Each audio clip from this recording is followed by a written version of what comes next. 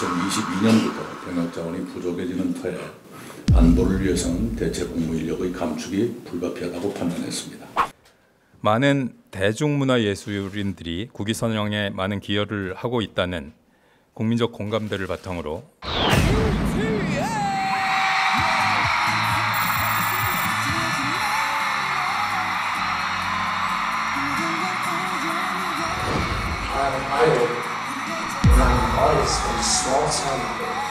병역 의무 이행의 공정성, 형평성을 제고하려는 정부 기본 방침, 기본 입장 등을 고려해서 검토해서 제외하였습니다. 전국에 찬 공기가 가득 유입돼 있습니다. 오늘도 옷차림 따뜻하게 하셔야겠습니다.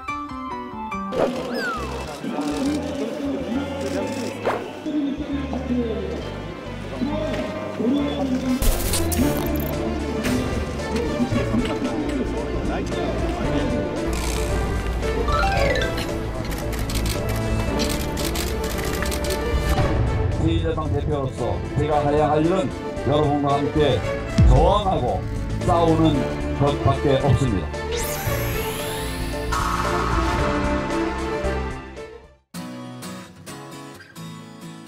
네, 11월 21일 정치부회 시작합니다.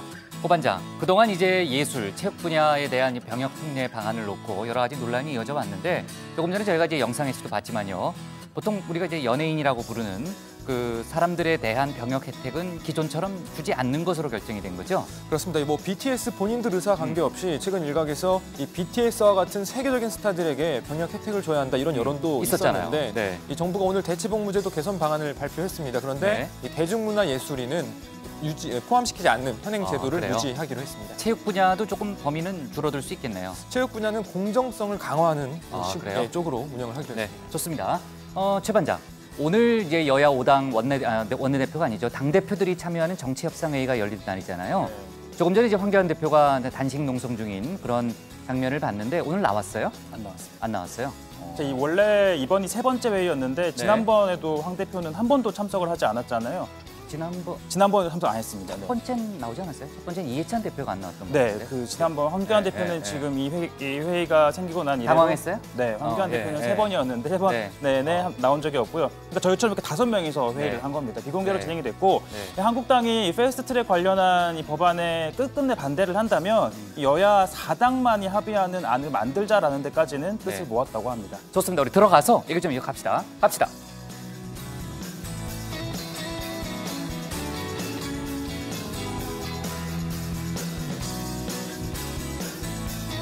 네, 한장들 자리에 앉았으면 정치바이오를 시작하죠. 한일 군사정보보호협정 지소미아 종료가 하루 앞으로 다가왔는데요. 청와대가 오늘 국가안전보장회의 NSC를 열어서 관련 내용을 점검했습니다. 조금 전에 이제 어떤 내용을 논의했는지 입장 발표가 있었는데 지소미아 관계국들과 긴밀한 협의를 지속해 나가기로 했고 또 다양한 상황에 대비하기 위한 방안들도 논의했다라고 밝혔습니다. 기본적으로 청와대는 수출 규제 관련한 일본의 전향적인 조치가 선행되지 않는 한 지소미아 종료는 불가피하다는 그런 입장이고요. NSC에 참석했다가 오후에 국회 외통위에 출석한 강경화 외교부 장관은 일본의 수출 규제는 분명히 부당하고 보복적이며 신뢰를 해치는 조치였다. 이렇게 얘기를 하면서요. 일본의 변화 없이는 어렵게 내린 결정을 바꿀 수는 없는 그런 상황이라고 얘기를 했습니다. 검찰이 오늘 조국 전 장관을 피의자 신분으로 불러서 두 번째 신문을 진행하고 있습니다. 조 전 장관의 검찰 출석은 일주일 만이죠. 조 전 장관은 오늘도 진술 거부권을 행사하고 있는 것으로 일단 전해지고 있는데요. 만약 그게 사실이라면 검찰도 밤늦게까지는 조사를 이어가지는 않을 것으로 보입니다. 이와 함께 청와대 감찰 대상에서 석연치 않은 이유로 제외됐다는 의혹을 받고 있는 유재수 전 부산시 경제부시장도 마침 또 오늘 검찰에 소환이 됐어요. 그러니까 조국 전 장관 수사와의 연관성도 주목받고 있습니다. 물론 한쪽은 서울중앙지검이고 한쪽은 이제 다른 동부지검인가요? 그렇게 좀 다르게 분포는 돼 있지만은 아마 서로 간에 소통은 하고 있지 않을까라는 그런 생각이 들고요. 자, 그리고 조금 전에 이제 막 들어온 소식인데 자유한국당이 그 내년 총선에서 현역 의원의 절반 이상을 교체하겠다 이렇게 입장을 내놨고요. 이를 위해서 현역 의원 3분의 1 이상을 컷오프, 그러니까 공천 탈락시키는 거죠. 시키는 방안을 추진하겠다는 입장을 밝혔습니다. 총선 기획단장인 박맹호 사무총장이 기자회견을 통해 밝힌 내용이고요. 지금 여야가 서로 경쟁하다시피 물갈이 폭을 넓히고 있는 건데 글쎄요, 뭐 당내 중진들 반발도 예상이 되고 있습니다. 오늘 정치부 회의는요. 먼저 신반장 발제를 들어보면서 청와대 NSC 개최 등 외교안보 소식부터 짚어보고요. 국회 패스트트랙 협상과 다시 검찰에 출석한 조국 전 장관 얘기를 이어서 다루겠습니다. 황교안 한국당 대표의 단식 속보, 또 홍콩 시위 소식도 짚어봅니다. 그럼 먼저 신혜원 반장의 발제부터 시작하겠습니다.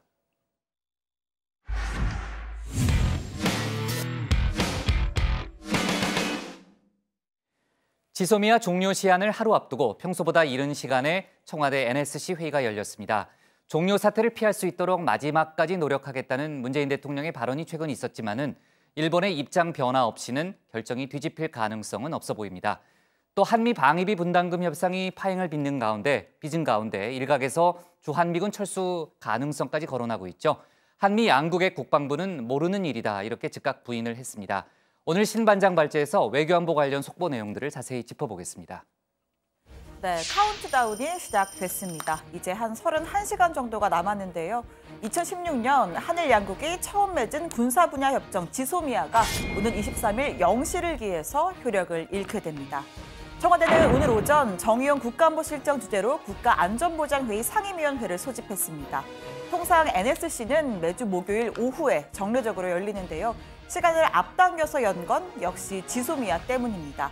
최근 극비리에 미국을 다녀온 김현종 국가안보실 2차장으로부터 방미 결과를 보고받고 또 지소미아에 대한 최종 입장을 정리한 것으로 보입니다. 자, 짧게 결과 브리핑도 있었는데요. 상임위원들은 한일 간 현안 해결을 위한 정부의 외교적인 노력을 검토하고 또 주요 관계국과의 긴밀한 협의를 지속하기로 했다고 말했습니다. 또 이와 관련한 다양한 상황에 대비할 방안에 대해서도 논의했다고 설명했습니다. 일단은 원론적인 설명이죠. 자, 앞서 문재인 대통령은 국민과의 대화에서 지소미아 종료, 우리로서는 당연히 취할 도리였다라고 표현했습니다. 일본이 한국을 안보상 신뢰할 수 없다는 이유로 수출 규제 조치를 내렸는데 군사 정보를 공유하는 건 모순이라는 겁니다. 일본이 원인을 제공했다면서 일본의 태도 변화를 촉구했습니다. 마지막 순간까지 이 지소미아 종료라는 사태를 피할 수 있다면 그 일본과 함께 그런 노력을 해 나가겠습니다. 일본이 지소미아의 종료를 원하지 않는다면 아까 수출 통제 조치와 함께 그 문제가 해결될 수 있도록 하는 노력을 한국과 함께 머리를 맞대고 해 나가야 할 것입니다. 네, 이 사태를 간단히 정리해 보겠습니다. 지난 7월이죠. 일본은 우리 대법원의 강제징용 배상 판결에 대한 사실상의 보복 조치로 반도체, 디스플레이 핵심 소재 3개 품목을 겨냥해서 수출 규제를 단행했습니다. 이어서 수출로대 심사국 화이트리스트에서도 한국을 빼겠다라고 선언을 했죠. 우리 정부는 이에 대한 대응 조치로 지소미아 종료를 결정했고 곧장 일본 측에 통보했습니다. 대화로 풀기 위해서 할 만큼 했다라는 설명과 함께요. 우리는 일측과 외교적으로 문제를 해결하기 위한 다양한 방안에 대해 열려 있다고 하면서 지속적으로 대화를 추진했습니다. 그러나 이에 대한 일본 측의 대응은 단순한 거부를 넘어 우리 국가적 자존심까지 훼손할 정도의 무시로 일관했고 외교적 결례를 범했습니다. 네, 그 후로 2달 반 동안 한일 간 외교장관회담, 또 국방장관회담, 또 깜짝 성사된 정상 간의 환담까지 양국의 수뇌부가 여러 차례 만남을 가졌지만 대화는 평행선만 그렸습니다. 수출 규제에 대한 일본의 입장에는 미동조차 없었고요. 요미우리 신문은 한일 국방장관이 만났던 지난 17일 일본 정부는 한국이 지소미아 연장 조건으로 내건 수출 규제 철회 요구에 응하지 않기로 최종 방침을 정했고 이를 미국에 통보했다라고 보도했습니다. 자, 이 장면 아마 기억나실 겁니다. 태국에서 열린 한미일 3국의 국방장관 회의 직전에 있었던 포토타임입니다. 미국의 마크 에스퍼 장관이 한일 양쪽을 번갈아 쳐다보면서 동맹 맞죠 우리라고 말을 했습니다. 자, 그럴 거면 적극적인 중재라도 나서 줄 것이지 정작 일본은 뒤에 숨고 미국이 파상 공세를 펴는 모양새죠. 한미일 공조가 흔들리면 득될 건 북한과 중국이라는 겁니다. It is important that we all work together closely to achieve our shared goals. This means looking beyond and overcoming bilateral issues that harm our efforts and play into the hands of Pyongyang and Beijing. As such, we will also talk about the importance of information sharing between allies. 네, 여기에 방위비 분담까지 아주 총 공세입니다. 요새 트럼프 행정부 인사들 방위비 인상 압박에 단일 대우를 형성했습니다. 딱 트럼프 스쿼드라는 단어가 떠오르는데요. 자, 스쿼드, 원래는 분대라는 뜻인데 뭐랄까요, 함께 어울려 다니면서 힘을 과시하는 무리란 의미도 있습니다. 더 이상 손해보는 장사 없다, 동맹국들 다 방위비 더 내라 이렇게 말하고 다니는 거죠. Unfortunately, the proposals that were put forward by the Korean negotiating team were not responsive to our request for fair and equitable burden sharing. As I said publicly the other day, South Korea is a wealthy country. They can and should contribute more. 네, 스티브 비건 미 국무부 부장관 지명자도 인사청문회에서 한국은 가장 중요한 동맹 파트너지만 누군가는 무임승차를 할 수 있다 의미는 아니다라고 이야기했습니다. 자, 가장 놀라운 건 이 발언입니다. 북미의 실무협상 책임자의 대표적인 지한파로 알려진 비건 지명자, 국방부 인사들이야 세게 얘기할 수 있다 쳐도 이 비건 대표까지 무임승차를 거론할 줄은 몰랐습니다. 돈 문제 앞에선 역시 트럼프 대통령의 뜻에 맞춰서 예외 없는 한 목소리를 낸 겁니다.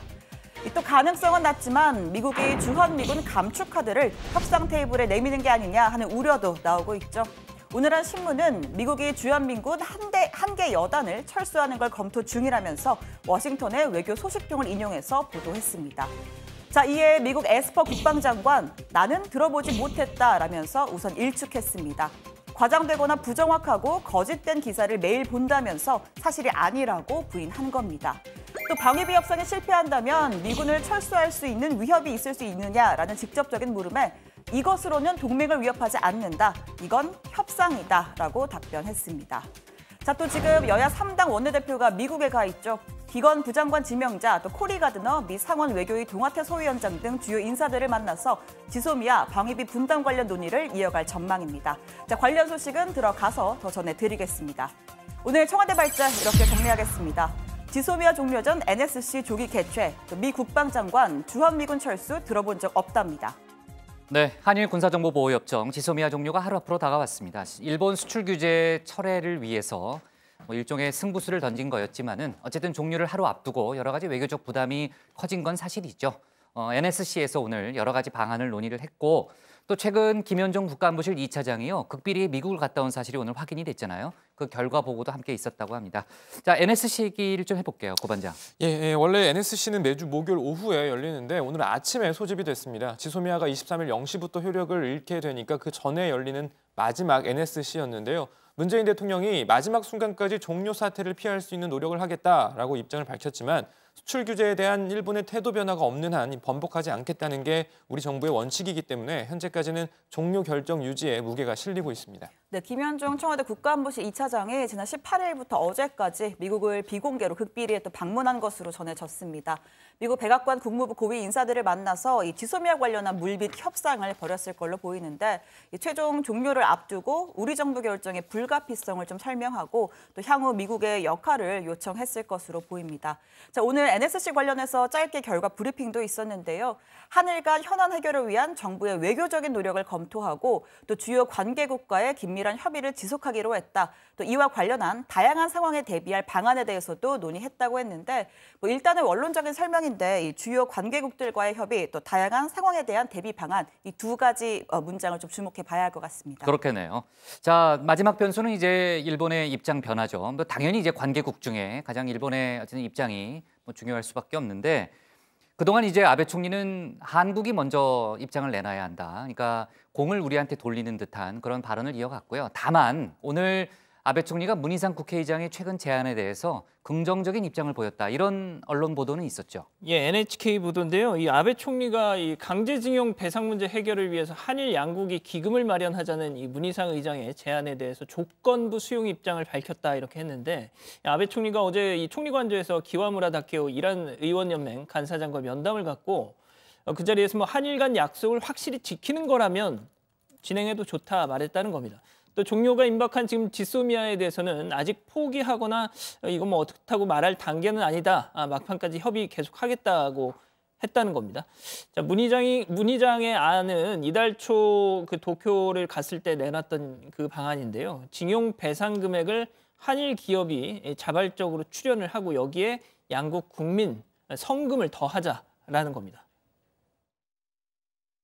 의장님 개인적으로 만드신 거예요? 아니면 같이 합쳐서 만든 거예요? 여러 사람이 의논해가지고 여야 같이 해가지고. 알파가 여러 사람 한국인, 그러니까 한국 사람들이라는 건 맞는 건가요? 알파. 한국인들이 기부금을 좀 마련해서 하는.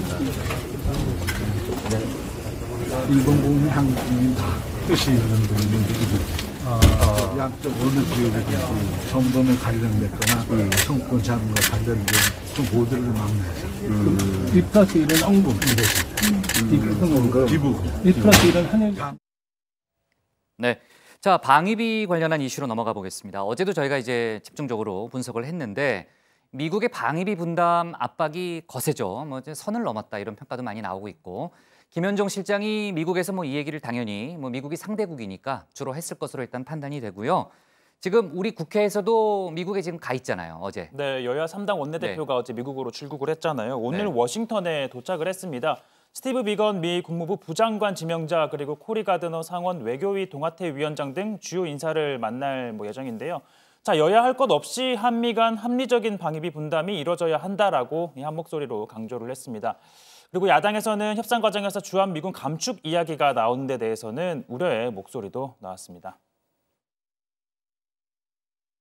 한미 동맹의 굳건한 정신에 기반해서 양국이 서로 존중하고 신뢰를 바탕으로 해서 공정하고 또 합리적인 방위비 협상 과정이 될 수 있도록 한미 동맹이 최대의 위기에 지금 놓여 있다고 생각을 합니다.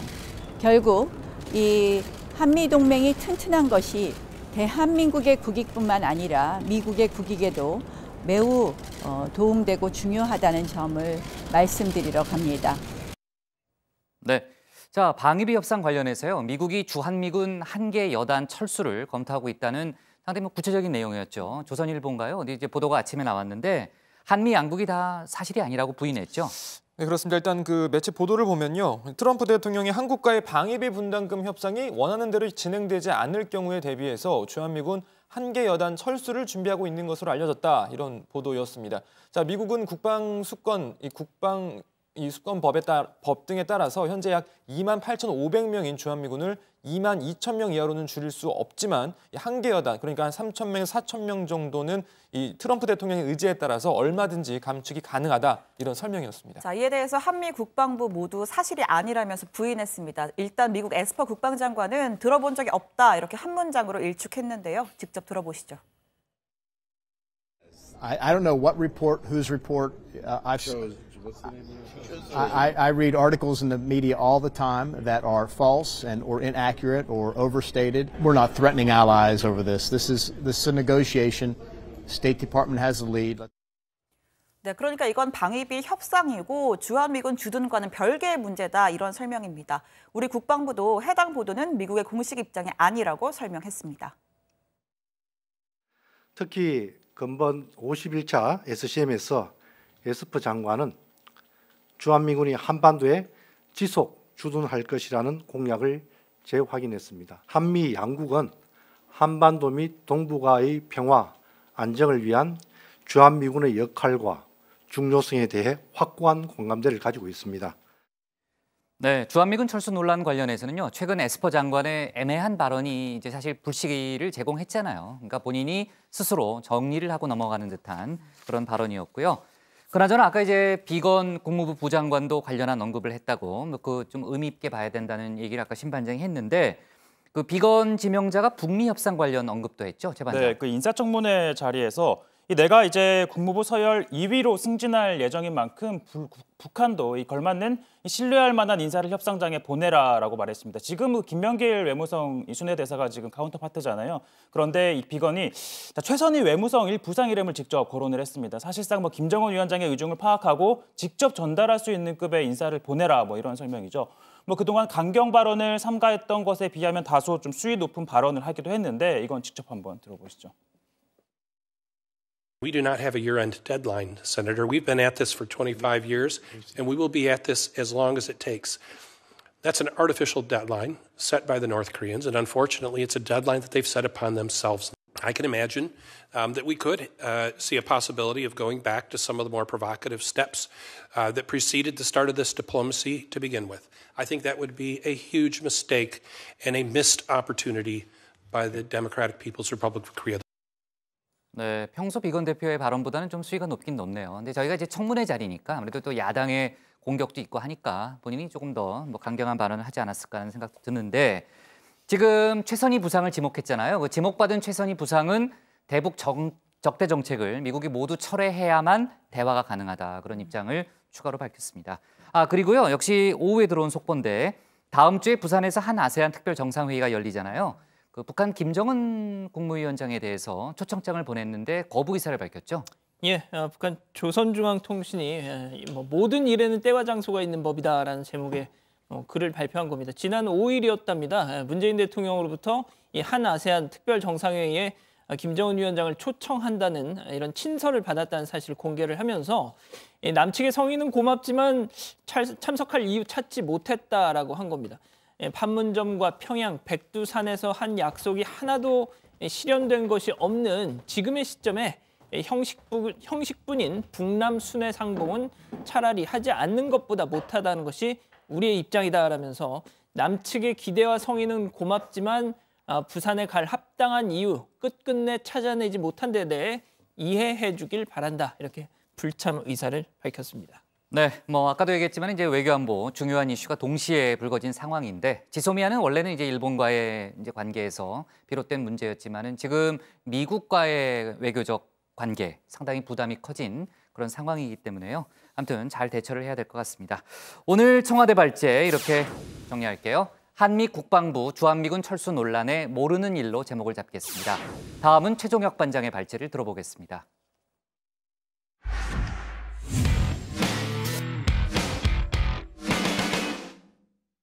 신속 처리 안건으로 지정된 검찰과 선거제 개혁 법안의 처리 방향을 논의하기 위해서 여야 정치협상회의가 오늘 열렸습니다. 절차대로라면은 선거법은 본회의 부의가 일주일도 채 남지 않았죠. 오늘 여야 대표들의 만남에서 다양한 전국 현안도 함께 논의할 예정이었지만 단식에 들어간 황교안 대표가 참석하지 않아서 그 의미는 퇴색했습니다. 오늘 최 반장 발제에서 이 소식과 함께 각 당의 총선 준비 상황도 함께 짚어보겠습니다. 네, 문희상 국회의장의 주재로 여야 대표들이 참석하는 정치협상회의가 열렸는데요. 참석자들 이렇게 나란히 손을 잡았습니다. 앞서 두 차례 회의에 참석하지 않았던 한국당 황교안 대표는 이번엔 단식 농성을 이유로 또 나오지 않았는데요. 다만 한국당 실무대표자인 김선동 의원은 참석했습니다. 그를 향해 문희상 국회의장 이렇게 말합니다.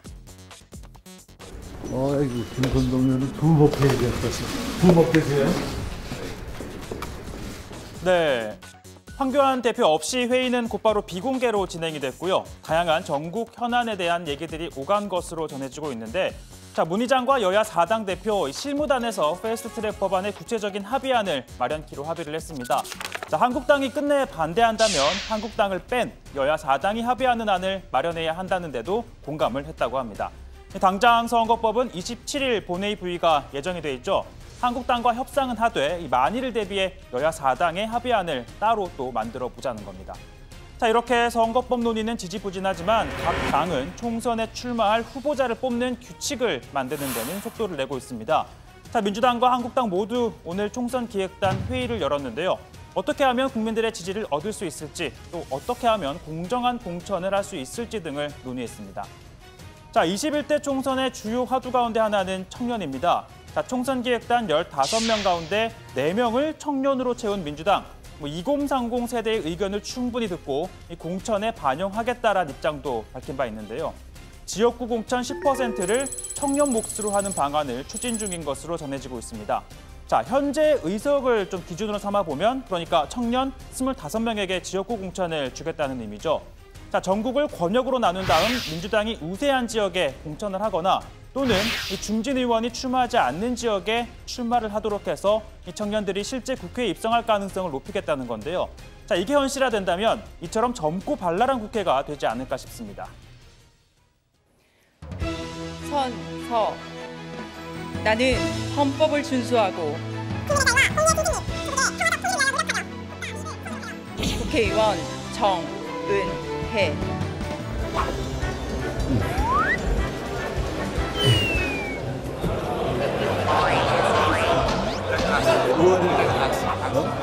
악수?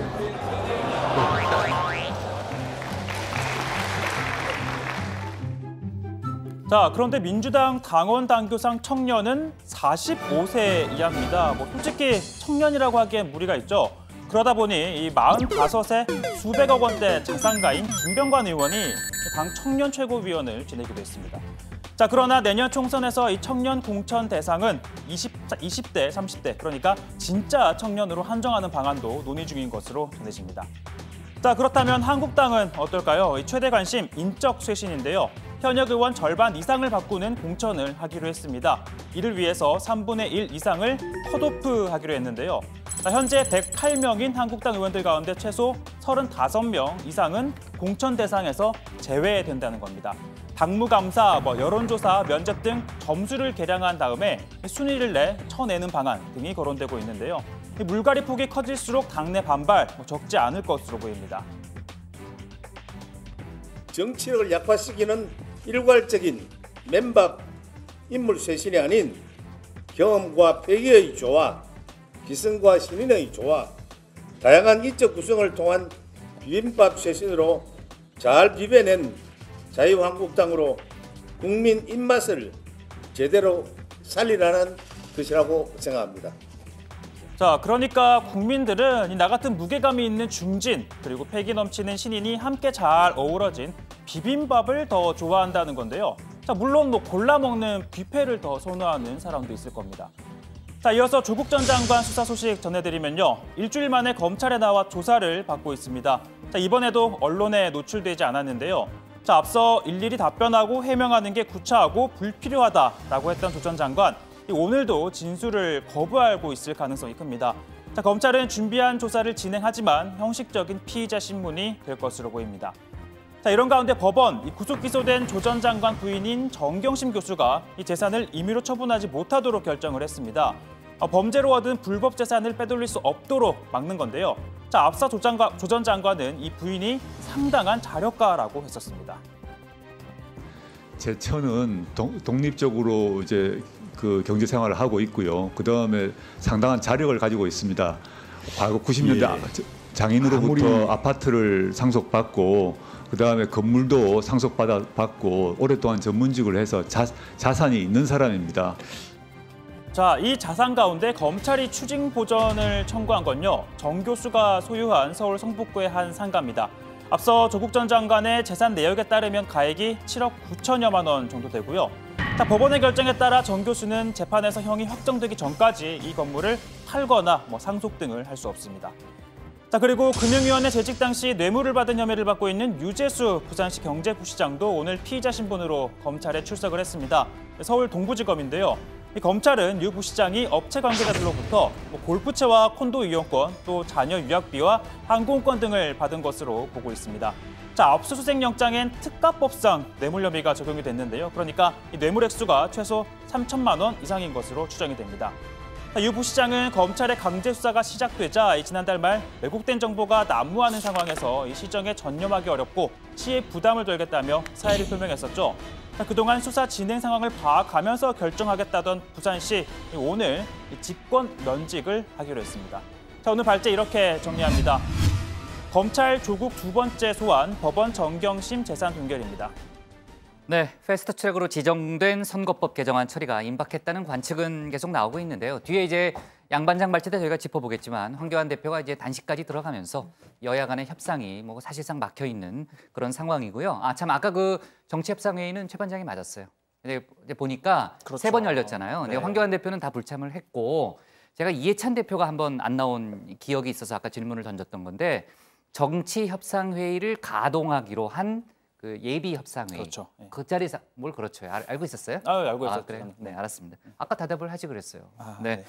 자, 그나저나 이제 민주당은 한국당이 협상에 나서지 않는다면요. 고 반장, 절차대로 하겠다는 게 이제 민주당의 입장인 거죠? 네, 그렇습니다. 민주당은 한국당이 대안을 제시하지 않고 진지한 협상을 하지 않으면서 패스트트랙 법안 처리를 방해한다면 법 절차에 따라서 패스트트랙 처리에 나설 것이라고 밝혔습니다. 앞서 문희상 국회의장은 절차에 따라 선거법 개정안은 오는 27일, 공수처법은 다음 달 3일 각각 본회의에 부의하겠다는 입장을 밝혔죠. 자, 민주당은 한국당이 협상에 나서지 않는다면 절차에 따라 다른 야당과 함께 표결 처리를 하겠다며 한국당을 압박하고 나선 겁니다.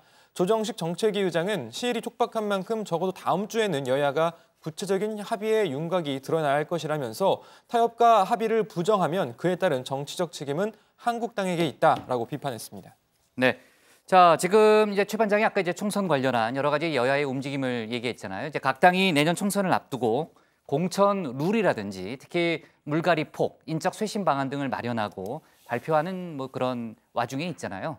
한국당이 조금 전에 발표된 내용에 따르면은 현역위원회 물갈이 폭을 결정했다는 거죠. 예, 일단 뭐 어제 황교안 대표가 그 무기한 단식에 들어가면서 대국민 호소문을 통해서 이 처절한 혁신을 하겠다라고 했었는데요. 이 하루 만인 오늘 당 총선 기획단에서 인적 쇄신안을 내놨습니다. 한국당 총선 기획단이 내년 총선에서 무려 현역 절반을 물갈이하겠다. 그래요. 이를 위해서 현역 의원 3분의 1을 공천 단계에서 컷오프하기로 했다는 겁니다. 잠시 들어보시죠. 많은 국민들이 쇄신과 혁신을 바라고 있는 이 점에 거기에 부응하기 위해서 현역 의원 50% 교체율을 말씀을 드렸습니다. 이 50% 교체를 하기 위해서는 이 정도의 컷오프가 필요하다 이렇게 판단을 한 것입니다.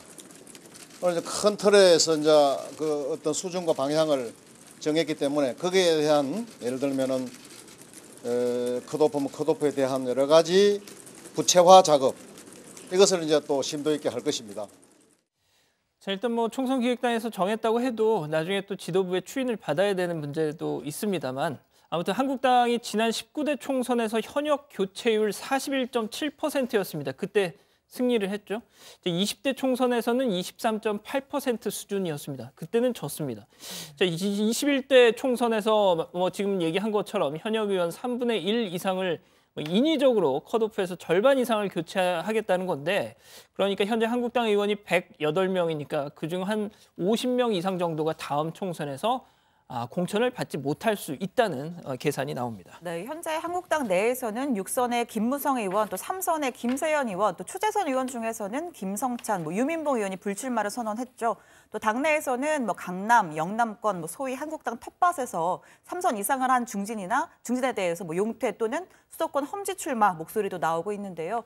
오늘 총선 기획단이 현역 의원 3분의 1을 컷오프하기로 하면서 중진 의원들에 대한 퇴진 압박은 더욱 커질 것으로 보입니다. 네, 이번에도 그렇게 될 거라 단정할 수는 없지만 조금 전에 양 반장이 얘기했듯이 물갈이 폭이 큰 경우에 총선에서 이기는 빈도가 좀 많았잖아요. 그러니까 지금 여야가 경쟁적으로 또 물갈이 의지를 밝혀왔기 때문에 아마 한국당이 오늘 발표로 인해서 민주당이 생각하는 그 인적 쇄신 폭도 더 커질 수 있지 않을까 하는 생각이 들고 그동안 이제 민주당 내에서도 86그룹 용태론이라든지 그런 여러 가지 그 여론이 있었잖아요.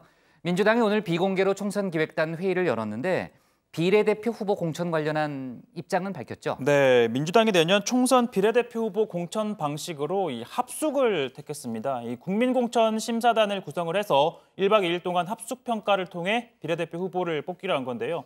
총선기획단 대변인인 강훈식 의원이 설명을 했습니다. 이 심사단을 통해 투명하고 공정한 방식으로 이 국민 눈높이에 맞는 비례대표 후보를 선발할 것이다라고 얘기를 했고요.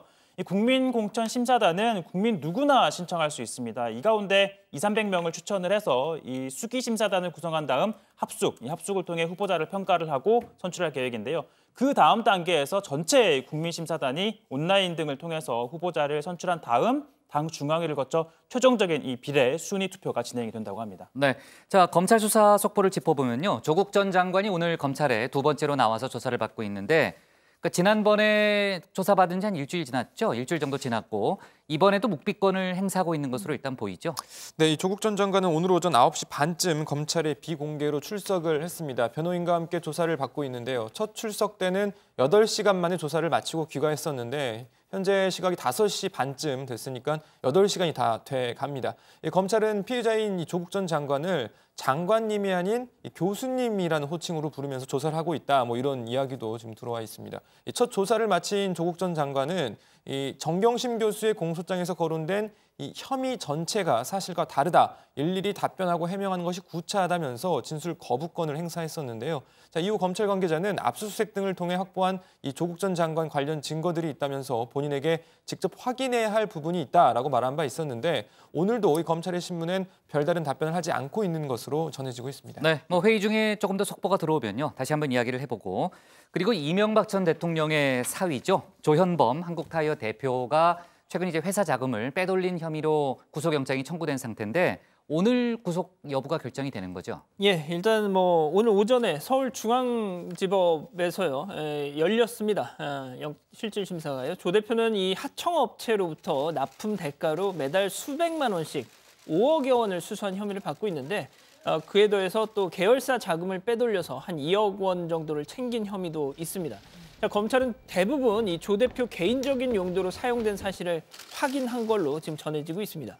자, 조 대표는 이 조사에서 피해 금액을 하청업체 측에 모두 돌려줬다 이런 취지로 해명을 했지만 검찰은 기본적으로 갑을 관계를 이용해서 참 죄질이 나쁘다 이렇게 판단을 하고 구속영장을 청구한 걸로 지금 알려지고 있습니다.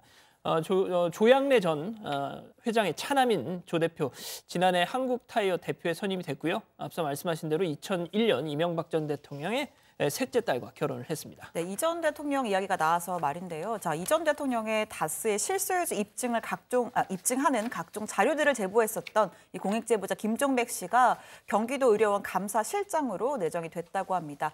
다스에서 18년 동안 근무를 했었고요. 이 김 씨는 다스가 이 전 대통령의 소유라는 이 증언과 또 각종 증거 자료들을 언론과 검찰에 제보한 인물입니다. 이 공익제보를 한 이후에 그동안 내부 고발자라는 이유로 뭐 일자리를 좀 구하는데 어려움을 겪다가 최근에 블라인드 방식으로 진행된 경기도 의료원 감사실장 채용 진행에 지원해서 합격을 한 것으로 알려졌습니다. 네. 자, 그리고 군납업자로부터 금품을 수수한 혐의를 받고 있는 이동우 전 고등군사법원장의 구속 여부도 오늘 결정이 됩니다. 오늘 영장 실질 심사가 진행이 됐죠. 자, 오늘 기사 제목은요. 이렇게 정리할게요. 조국 일주일 만에 2번째 검찰 조사로 잡겠습니다. 다음은 양원보 반장의 발제를 들어보겠습니다.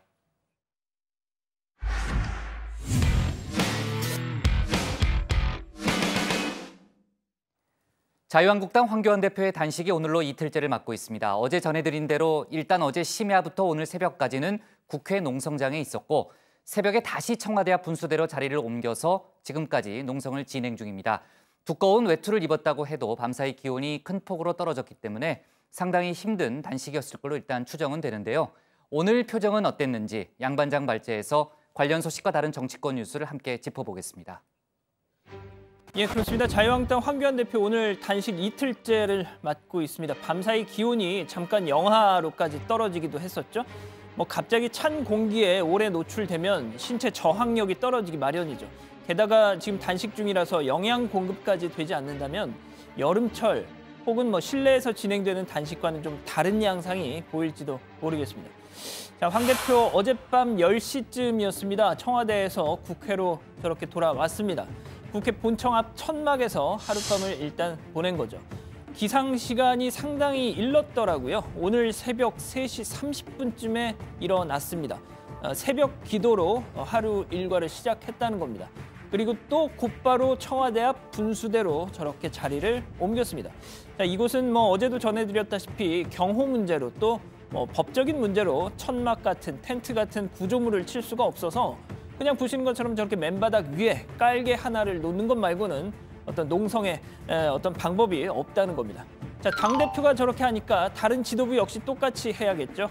자, 오늘 아침 뭐 이른바 아스팔트 최고의 황 대표 다시 한번 각오를 다졌습니다. 저의 단식은 국민 여러분의 삶 그리고 대한민국을 지키는 것 외에 아무 다른 목적이 없습니다. 죽기를 각오하고 있는 것입니다. 필사즉생의 마음으로 끝까지 하겠습니다. 자, 아마 낮에는 청와대, 밤에는 국회 이렇게 뭐랄까요 주청 야국 뭐 이런 동선을 계속 보여줄 것 같은데 일단 어젯밤 벌어진 상황도 좀 정리를 해드리겠습니다. 대국민 호소문을 이렇게 읽고 분수대 광장 인근에 있는 한기총 대표 회장이죠. 전광훈 목사 지지자들이 농성 중인 현장으로 찾아갔습니다. 황 대표 그동안 전광훈 목사와 어느 정도 좀 거리를 두었던 게 사실이죠. 하지만 어제는 달랐습니다. 같이 이렇게 연단에도 오르고 악수도 하면서 반갑게 인사를 했는데 그런데 갑자기 뜻하지 않은 만담 장면이 연출이 됐습니다. 이렇게 말이죠. 그 자유한국당 있잖아요. 자유한국당 내유 외강입니다. 외유 내강입니다. 아니에요. 보면 강해요. 너무 얌전해. 너무 얌전해. 도대체가. 잘 싸울 수 있도록 오늘 여기도 많이 왔어요. 네. 오기만 하면 뭐예요?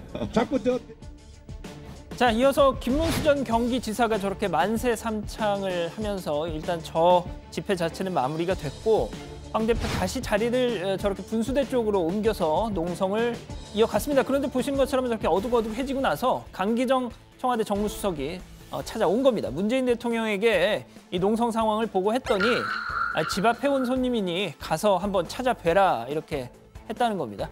자, 그런데 공교롭게도 강기정 수석 전광훈 목사와 저렇게 즉석에서 토론을 벌입니다. 들어보시죠. 일본 태도 좀 바꿔라. 그런데 일본이 안 바꾸겠다는 거 아닙니까? 네. 일본 더러워. 하지만 미국 때문에 우리가 연기해줄게. 이 정도로 가야지. 지금 아니 그 정도의 능통성을 못 부리는 분들이 뭔 정치한다는 겁니까? 자, 강기정 수석은 뭐 솔직히 전광훈 목사 보러 온 게 아니겠죠. 그런데 이렇게 논쟁이 좀 길게 이어지니까 다소 좀 난처한 저런 표정도 보입니다. 그러다가 또 급기야 이런 대화까지 오고 가더군요. 어영 목사들만 청와대 불러가지고 밥 먹여주고 왜 나는 안 불러요? 나는 한기총 대표 회장이에요. 대표 회장. 목사님은 네. 경찰에서 불러대. 아니 이거 농담하지 마시고. 그렇습니다. 일단 뭐 경찰에서 전광훈 목사에 대해서 지금까지 한 4번째 소환 통보를 했죠. 농담은 아닙니다. 농담은 아닌데 팩트인데 자리가 자리인지라 글쎄요 좀 아슬아슬해 보이긴 하네요. 자, 이후 강기정 수석이 청와대로 돌아가고서 황 대표 다시 홀로 남았습니다. 자, 박맹우 사무총장이 현장에서 정리를 하면서 이런 얘기를 하더라고요. 법적으로도 안 되고 칼바람을 대표가 직접 계속 세게 할 수는 없으니 국회로 다시 옮겨가야 한다라고 말이죠. 하지만 황 대표가 저렇게 계속 자리에 앉아서 미동도 안 차 당직자들, 의원들 팔을 잡아 끌고 저렇게 일으켜서 차로 이동을 합니다. 자, 그러니까 주변에 있던 전 목사 측 농성자들 항의합니다. 이렇게 말이죠. 이해 못합니다. 한 명 없습니다. 이럴 것 같으면 안 했어야죠. 뭐라 하겠냐고요. 저희는 자, 그런데요 지금 인터넷에서 화제가 되고 있는 사진 한 장이 있습니다. 바로 이겁니다. 어떤 병원으로 보이는 곳에서 황 대표가 한 남성과 이렇게 기념사진을 촬영을 한 거죠. 그제 오전에 어느 한 대학교 커뮤니티, 동문회 커뮤니티에 올라온 게시물이 외부에 이렇게 유출이 되면서 퍼진 건데 황교안 대표가 저 병원에 와서 영양제를 맞고 갔다는 겁니다. 그러니까 저게 19일, 그러니까 따지자면 단식 농성 들어가기 전날 저 병원에 와서 영양제를 맞고 갔다는 일단 시간적으로는 그런 서술이 가능한 거죠. 자, 알려진 바에 따르면 이 병원 서울 논현동에 위치한 무슨 클리닉이란 데라는군요. 그리고 저 남성은 병원 쪽 관계자였다는 겁니다.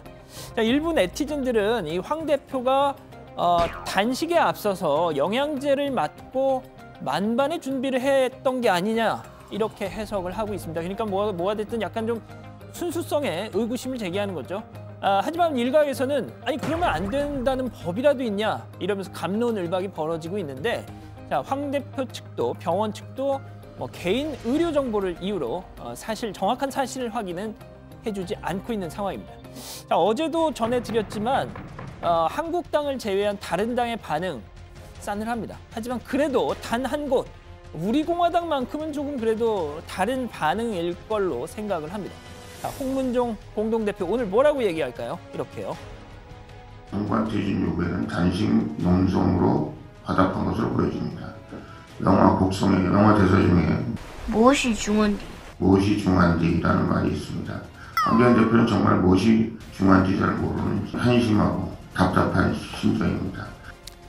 보신 것처럼 우리 공화당에서까지 좋은 소리를 하지 않습니다. 어쨌든 황 대표 이 감기 조심하셔야 되겠네요. 오늘 준비한 소식은 여기까지입니다.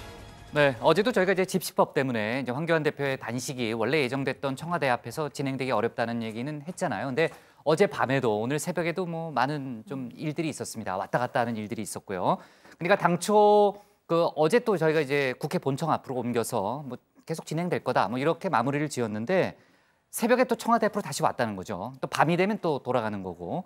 그럼 이거 어떻게 되는 거예요, 심판장? 지금 날씨가 굉장히 추워진 상황인데요. 맞습니다. 그래서 뭐 황 대표 주변에서는 국회 경내에 벗어나지 말자 이렇게 좀 만류를 하고 있다고 하는데 청와대 앞에서 농성을 이어가겠다는 황교안 대표 본인의 의지가 상당히 강하다고 합니다. 뭐 청와대라는 공간의 상징성 때문에 농성 환경은 좀 척박하지만 좀 부득이 거기서 하겠다 이렇게 판단을 했다는 거죠. 네, 그러니까 지금 황교안 대표가 말 그대로 대표잖아요. 그러니까 지금 단식 농성을 돕기 위해서 당직자들도 교대로 돌아가면서 일을 하고 있다 이런 얘기가 있더라고요. 저희도 국장이 단식을 하시면 저희도 네? 단식을 하는 것과 같은 흐름인 건데 어떻게 저는 답을 해야 되지? 네. 저도 안 합니다. 네. 아무튼 일단 저부터 안 해요. 당직자들이 네. 주간조, 야간조로 12시간씩 나눠서 각각 4명씩 근무 조를 짜서 돌아간다고 합니다. 뭐 하는 일은 황교안 대표의 건강 상태를 체크하고 또 거동이 수상한 사람이 있으면 접근을 막고 또 취침 시에 소음 제거 같은 업무를 맡는다는 겁니다. 그리고 황 대표가 오전 기상 시간으로 새벽 3시 30분을 계속 유지하기로 했다고 합니다.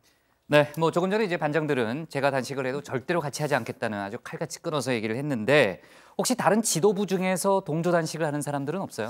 네, 뭐 그 방안이 논의가 안 됐던 건 아니라고 하는데요. 하지만 현재까지는 이 황교안 대표 단독 단식으로 정리가 되고 있습니다. 이 황 대표 스스로 오랜 고민 끝에 내린 결론인 만큼 뭐 존중해주자 이런 의미라는 거죠. 네, 지난번 이제 삭발 같은 경우는 줄줄이 이제 또 삭발 릴레이가 펼쳐졌는데 아직까지는 그런 분위기는 아닌 모양이군요. 당내 반응은 어때요? 응원하는 기류가 뭐 일부 있겠네요. 네, 그렇습니다. 김순례 최고위원은 영하의 날씨에 자신의 몸을 희생하겠다는 제1야당 대표에 대해 민폐, 단식, 뜬금없다는 등의 논평은 국민에 대한 조롱이고 폄훼라면서 다른 당들의 논평을 비판했습니다. 한국당 미디어 특위는 여야 사당과 일부 언론은 좌파 영구 집권 저지를 위한 우리의 진정성 있는 투쟁을 폄훼하지 말라 하면서 불편한 반응을 내놓기도 했습니다. 아, 참, 그 한국당 사무처 노조가요. 성명서를 내고 민주당 이해식 대변인을 비판했다고 하던데 왜 그렇게 된 거예요? 이해식 대변인이 SNS에 올린 글을 비판을 한 건데 이해식 대변인이 황 대표가 단식에 당직자들을 강제 동원한다라면서 황제 단식이다, 갑질 단식이다라고 이렇게 지적을 한 걸 또 문제 삼은 겁니다. 자, 사무처 노조는 삼김 시대 단식 사례를 일일이 거론을 하면서 상대당의 총재가 정치적 상황에 따라 단식 투쟁에 돌입하면 뭐 거목들은 가장 먼저 달려와서 위로해주는 모습을 보여줬는데 뭐 이렇게 비아냥대기만 급급할 수 있느냐 이렇게 이야기를 한 겁니다. 네, 김세연 의원, 한국당 김세연 의원이 내년 총선 불출마를 선언하면서 이제 당내에 완벽한 물갈이가 필요하다 이런 얘기를 했고 특히 이제 지도부 퇴진을 주장하고 있는 상황에서 황 대표가 이제 전격적인 단식에 들어갔잖아요. 그 당사자인 김세연 의원의 반응 같은 게 혹시 나온 게 있나요? 네, 오늘 라디오에 나와서 이런 얘기를 했는데요. 이 단식이라는 게 쉽게 결정할 수 있는 것도 아니고 이 건강이나 생명까지 걸고 하는 것인 만큼 일단 그 취지의 순수성 뭐 이런 부분은 이해를 해보려고 노력하고 있다라고 했습니다. 그러면서도 황 대표가 뭐 거취 문제나 쇄신 요구에 대해 직접적인 대답을 내놓지 않고 있는 데 대해서는 아직 거기에 대한 답변을 하신 걸로 저는 생각지 않는다라고 약간 유보적인 입장을 내놨습니다. 네, 결국 뭐 돌고 돌아서 또 쇄신이네요. 아까 조금 전에 이제 저희가 한국당이 현역 의원 절반 정도를 이제 물갈이한다는 입장은 밝혔지만 지도부 퇴진에 대한 입장은 아직 황 대표가 밝히고 있지 않잖아요. 이현주 의원도 좀 비슷한 얘기를 했죠. 네, 단식 자체를 폄훼해서는 안 되지만 만약 이것이 뭐 쇄신 요구를 막는 작용을 하는 거라면 결국 뭐 실패할 거다 이런 주장을 한 건데요. 솔직히 뭐 당 내부에서 우려하는 바도 이런 지점일 겁니다. 네, 자 어제 강기정 청와대 정무수석이요 농성 중인 황 대표를 찾아갔잖아요. 아까 저희가 그 영상도 좀 봤는데 오늘 또 갔다고 하더라고요. 오늘은 어떤 대화가 오갔나요? 예, 일단 뭐 강기정 수석이 오늘 현장을 다시 찾은 이유는 다음 주부터 시작되는 한 아세안 특별 총회 때 이 행사 중간에 또 뭐 정상들 문 대통령이 주최하는 만찬 행사가 있나 봅니다. 여기 여야 당 대표들을 초청을 하는데 황교안 대표에게 그 자리에 와주십사 하러 왔다는 거죠. 그러니까 이제 지금 단식 중인데 식사 자리에 좀 와주시라 이런 좀 얘기를 하러 간 겁니다. 좀 난감하긴 하네요. 예, 네. 물론 강기정 수석 역시도 그런 이 메시지를 전하러 온 게 참 단식 중인 상황에서 이런 말씀 드리기 참 죄송하다. 그래도 좀 힘을 모아 주십사 부탁드리려고 왔다. 이렇게 어렵게 말을 꺼내더라고요. 황 대표는 이제 참석 여부에 대한 대답은 하지 않았고요. 이 지소미아 또 패스트트랙 관련해서 대통령이 좀 국민들을 위한 좀 결정을 해줬으면 좋겠다. 다시 한번 강조를 했습니다. 네, 한 아세안 정상회의가 바로 다음 주 월요일부터 시작되기 때문에 시간이 없기 때문에 아마 와서 오늘 얘기를 한 것 같고 아무튼 좀 전에 양 반장이 얘기했던 대로 단식 중인 상황이기 때문에 만찬 얘기를 꺼내는 측이나 듣는 측이나 서로 좀 곤혹스럽지 않았을까 하는 생각이 들고요. 지소미아나 다른 이슈에 대한 언급은 없었나요? 네, 일단 오늘 강기정 수석은요. 오늘이 고비이고 마지막까지 노력 중이다 이런 점을 강조하면서 사실상 오늘 돌파구가 마련되지 않으면 내일은 이 지소미아 어려워지지 않을까 이런 고민이 있다. 종료되지 않는 쪽과 종료가 불가피한 쪽 두 가지 가능성을 다 열어두고 대화 중이다 이런 사실도 전했습니다. 자, 이어서 역시 추위 속 단식에 대한 걱정을 또 전했고요. 황교안 대표는 감사하다라는 말로 그렇게 오늘 만남은 정리가 됐습니다. 네, 자 민주당 쪽에서는요, 그러니까 친문 핵심인 양정철 민주연구원장하고요. 글쎄요, 이재명 경기지사를 비문의 간판이라고 얘기해도 될지는 모르겠지만 아무튼 완벽한 친문이라고는 저희가 이제 보통 많이 분류를 정치권에서 안 하니까요. 그 두 사람의 화합이 최근에 이제 화제가 됐었는데 함께 유튜브 방송에도 나왔다면서요? 네, 민주연구원의 유튜브 채널인 의사소통 TV라는 데 출연을 한 건데요.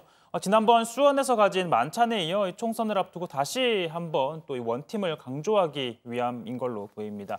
자, 양정철 원장은 우리 당은 친문, 비문, 반문 없다고 본다라면서 화합을 강조했고요. 자, 이에 이재명 지사는 도대체 내가 왜 비문이 된 것이냐라면서 반문을 하기도 했습니다. 네, 자 이재명 지사가 지난 대선 민주당 경선 때요 출마 여부를 놓고 양정철 원장하고 상의를 했다는 그런 얘기가 나왔죠. 네, 어찌 보면 이재명 지사 입장에서는 상대 후보 측의 핵심 참모진과 출마 여부를 논의했다고도 볼 수가 있는데 잠깐 그 장면은 직접 보고 가시죠. 2017년 대선 경선 앞두고 그때 이제 이재명 시장님이었죠. 강남에서 그때 이재명 당시 시장님하고 둘이 이제 소주 한 잔을 심하게 했어요. 근데 그때 이재명 시장님이 대선 출마하시는 문제를 사적으로 같이 의논했죠. 네, 사적으로 한번 저한테 저 하시길래 시장님 꼭 나가십시오. 좋은 상대가 될 겁니다, 서로. 네, 소주 한 잔을 심하게 했다고 그렇게 표현을 하네요. 자, 좋습니다. 오늘 기사 제목은요. 이렇게 정리할게요. 황교안 단식 이틀째 필사즉생 각오로 제목을 잡겠습니다. 다음은 고석성 반장의 발제를 들어보겠습니다.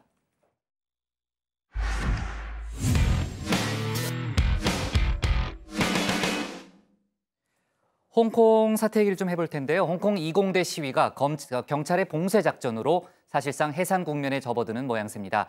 부상과 물자 부족에 시달리던 학생들이 하나둘 학교 밖으로 나오면서 현재 캠퍼스 안에는 100여 명 정도만 남아있다고 합니다. 홍콩 경찰은 최근 시위로 체포된 200여 명을 폭동죄로 기소했습니다. 이런 가운데 미국 의회에서 홍콩 인권법이 전격 통과되면서 홍콩 사태가 미중 갈등의 핵심 이슈로까지 부각되고 있습니다. 고 반장 발제에서 관련 내용 자세히 짚어보겠습니다. 네, 홍콩 시위의 최후 보루다 이런 평가까지 나왔었던 홍콩 20대가 홍콩 경찰로부터 봉쇄된 지 닷새째입니다. 경찰의 봉쇄 진압으로 20대 교정 안에 있던 시위대는 물자 부족에 시달렸습니다. 시위에서 다친 부상자도 제대로 치료받지 못했습니다. Because the situation inside is not safety for us anymore. Mostly because there are not enough food and water for us. 자, 결국 많은 학생들이 자발적으로 교정 바깥으로 나오고 있다 이런 소식입니다. 하지만 일부 학생들은 여전히 끝까지 싸우겠다는 뜻을 밝히고 교정에서 버티고 있습니다. So how many people are there now? For now, under 100. Under 100 left. Under. Inside the campus. So is there under 18 years old? Yes, some of them are. What is their plan next? Actually, we cannot be sure about their plans. Some of them maybe just wait inside until police get in, or some will try their way to escape. They just determined to die inside. We heard some said that they will fight until their life is gone. 네, 20대를 봉쇄 중인 경찰은 지속적으로 시위대의 해산을 요구하고 있습니다. 유화적인 입장도 밝혔죠.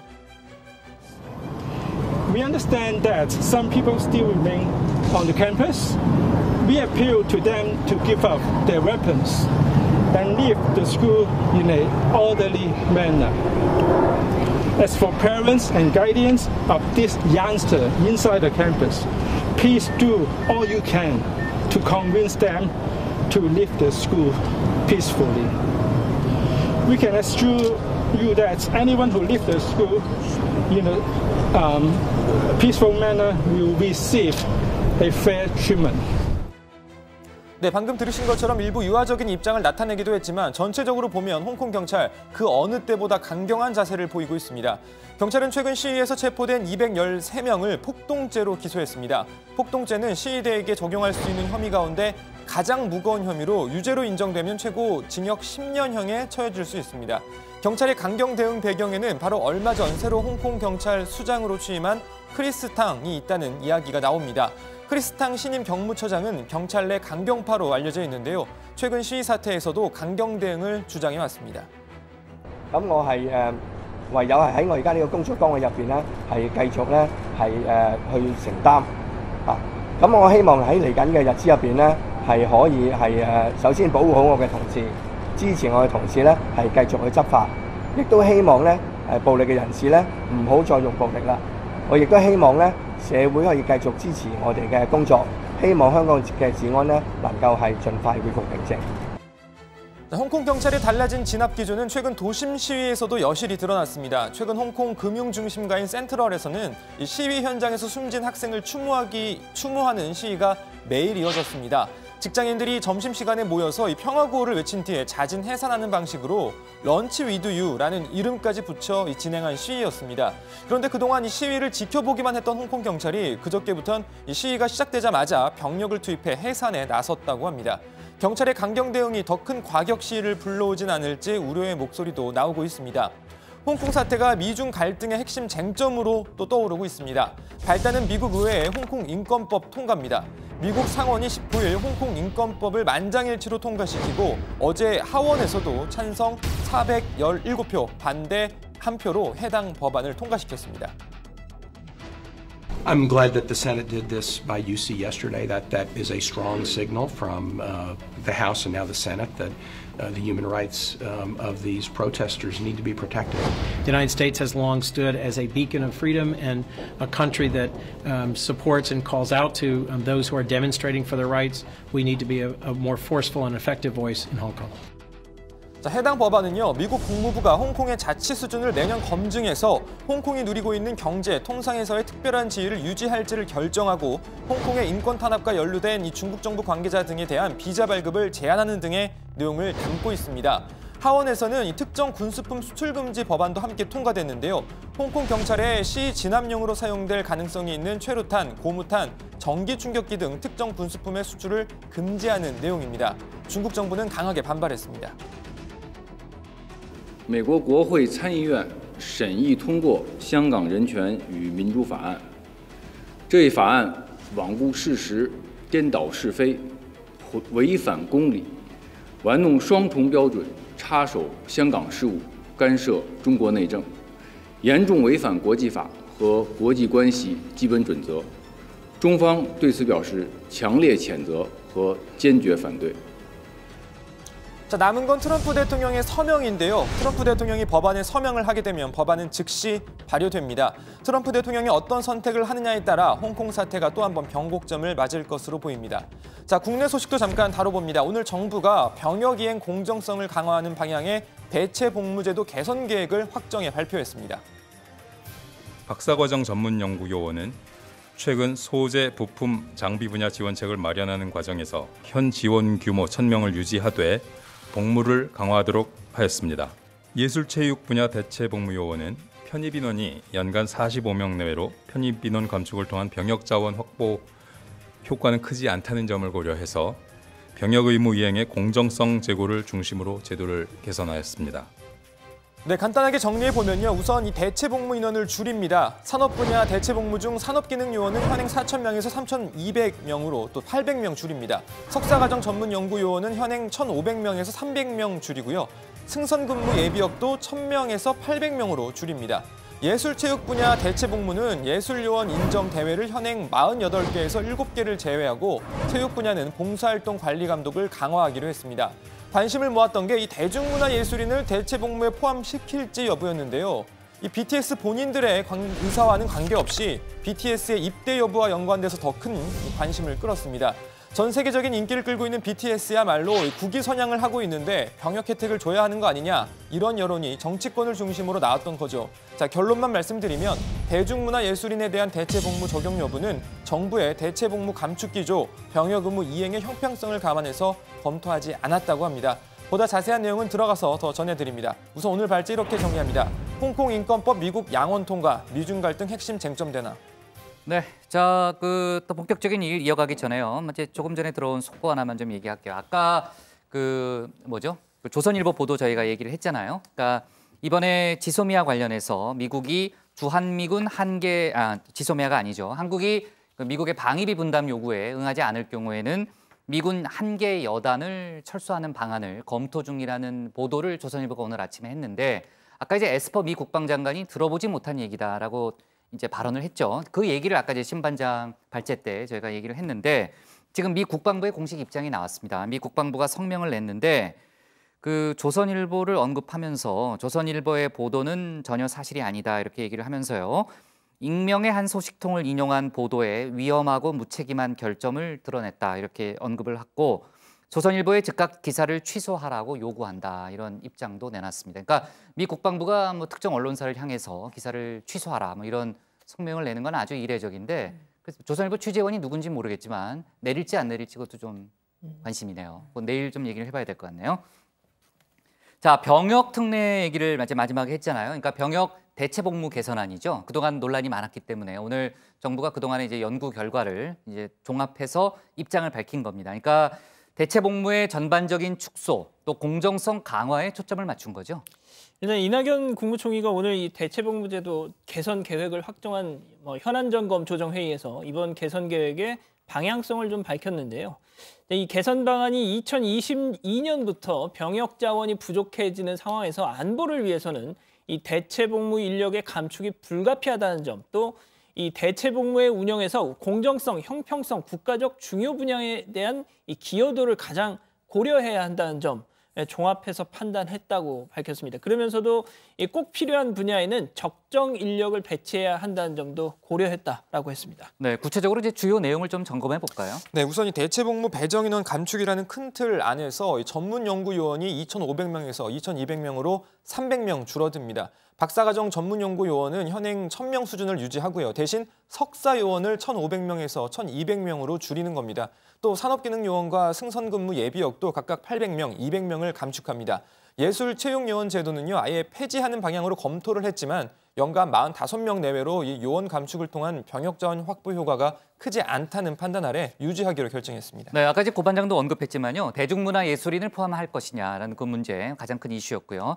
또 아시안게임 금메달을 제외할 것이냐, 이것도 이슈였는데 어떻게 됐나요? 네, 우선 대중문화예술인의 포함 여부에 대해서는 많은 K-팝 팬들, 가수들, 관계자들, 그리고 우리 복국장 등 이렇게 많은 관심이 있었을 텐데, 자, 결론만 말씀드리면 현행 유지입니다. 그러니까 대체복무 대상에 포함하지 않기로 한 건데요.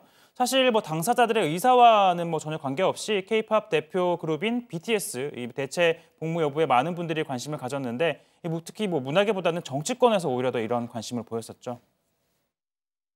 병무청이나 국방부 입장에서는 가능하면 병역 특례를 좀 가능하면 줄이자, 또 그 내용도 좀 바꾸자 하는 그런 입장이죠.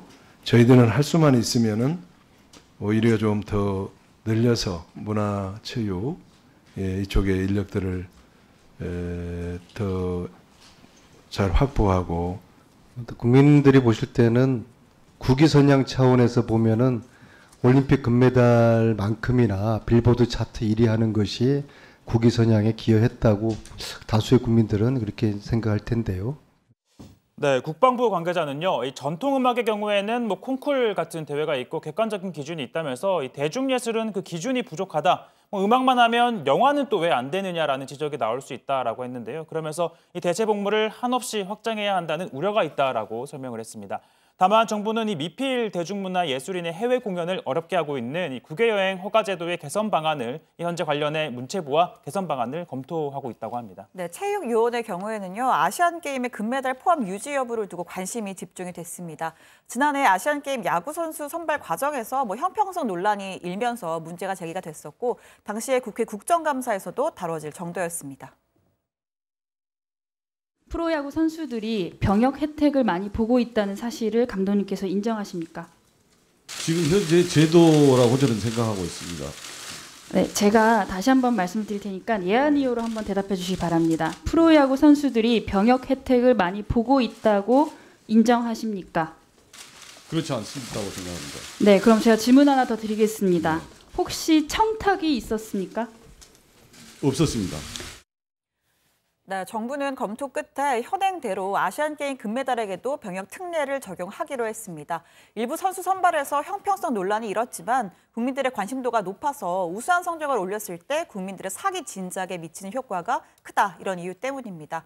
다만 정부는 대한체육회 국가대표 선발 규정에 선발 방식, 절차, 요건 등 이 선발 관련 핵심 사항을 명시해서 투명성과 공정성을 대폭 강화할 것이라고 밝혔습니다. 네, BTS 측은 이미 여러 차례요. 당연히 군대 가야 한다 이런 입장을 밝혀왔고, 사실 저도 아미로 알려져 있으니까, 그러니까 사실 상당수 BTS 팬들은요 병역 특례 관련해서 이름이 자꾸 거론되는 게 달갑지 않아요. 네, 그게 이제 일반적인 정서라는 거 다시 한번 강조하고요. 그나저나 오늘 그래미상 후보 명단에 포함되지 않아서 그게 이제 BTS 팬으로서 상당히 가슴 아픈 일이고, 지금 미국 안팎에서요. 안팎에서 비난의 목소리가 정말 줄을 잇고 있더라고요. 그래미를 비난하는. 그렇죠. 예, 당연하죠. 그렇죠. 네. 제가 그걸 BTS를 비난한다고 이렇게. 아닙니다. 그래요? 아닙니다. 네. 좋습니다. 자, 오늘 기사 제목 이렇게 정리할게요. 대중문화 예술인 병역 특례 포함 않기로로 제목을 잡겠습니다.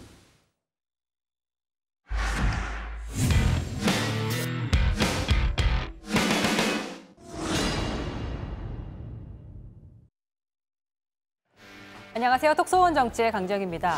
유명한 미국 드라마 CSI, 과학수사대의 활약상을 그린 드라마 좋아하시는 분들 많으시죠? 일종의 팀장격인 길 그리썸 반장, 우리나라에선 길 반장으로 불리면서 인기몰이 했는데 저도 참 좋아했는데 이 길 반장을 더 이상 시리즈에서 보지 못해서 아쉽긴 합니다. 호라시오 반장도 있으니까요.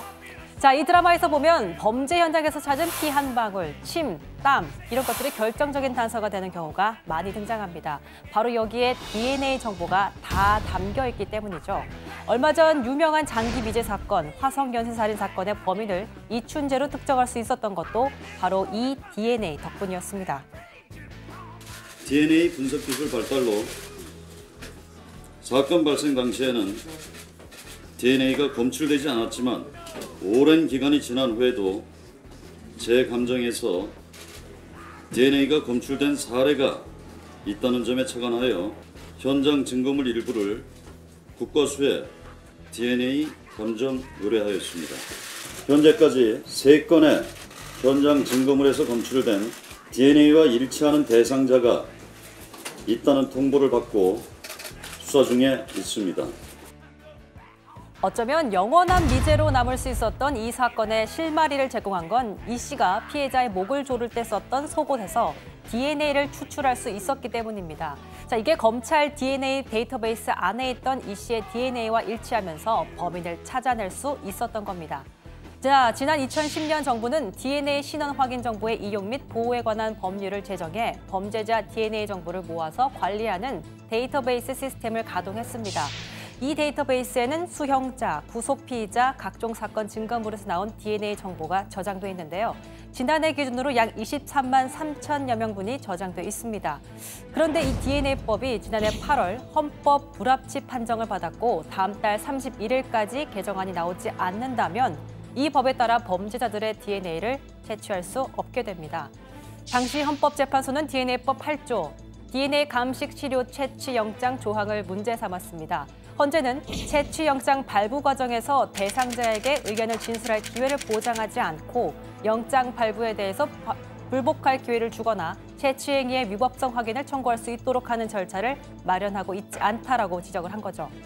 이를 보완한 개정안이 국회에 계류됐는데도 그동안 논의조차 제대로 되지 않았습니다. 이낙연 국무총리 국회의 법 처리를 서둘러 줄 것을 요청했습니다. 화성 연쇄살인 사건 등 미제 사건 수사에 크게 기여한 DNA 신원 확인 정보의 이용 및 보호에 관한 법률의 문제도 연내에 해결해야 합니다. 국회에 요청드립니다. DNA 정보 이용 등을 위한 법률 개정안을 조속히 처리해 주시기 바랍니다. 현재 국회엔 더불어민주당 송기현 의원을 비롯해 권미혁, 김병기 의원 등이 낸 개정안이 계류돼 있습니다. DNA 채취 영장에 이의를 제기할 수 있는 절차 등을 담아냈습니다. 오늘 법사위 법안 심사 소위에서 논의가 있었는데요. 여야 간 이견은 없지만 조문을 조율해야 하는 절차가 남았다고 합니다. 헌재에서 이혼이라고 결정이 나서 그러면 헌재 결정에 맞추어서 DNA 채취에서 불복할 수 있는 절차를 두는 그런 규정을 법에 개정하고자 이렇게 하고 있습니다.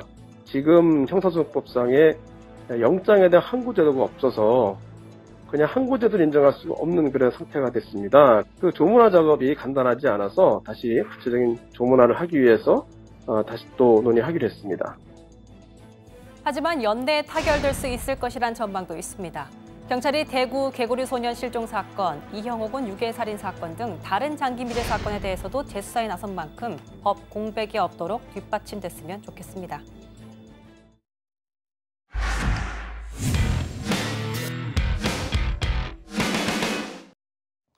네, 미리 보는 내일 복국장의 60초 프리뷰 시작합니다.